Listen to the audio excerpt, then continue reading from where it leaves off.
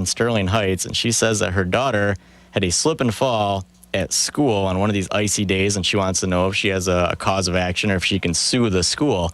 This is a difficult area, and it's really changed a lot in Michigan, and we actually have had a recent case that says black ice is open and obvious, so you can't sue, which is crazy to me, but that's because by the definition, black ice is invisible, but you can't sue. Tina's got a couple things working against her here. One is at the school, and they're going to have some municipal immunities, the governmental immunities. It's going to be hard to sue them. The other is that they're going to say that that is open and obvious all day, because in Michigan, you're expected to know about ice. So you would have to show that there's gross negligence. Gross negligence is a really high standard. On these icy days in Michigan, it's going to be almost impossible to pursue a claim like that.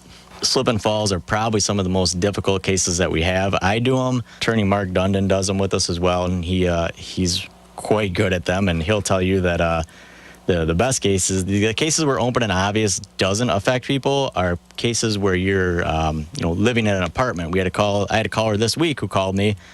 They said, I live at this apartment. I'm coming out. They never get rid of the ice. They never get rid of the snow. There's potholes.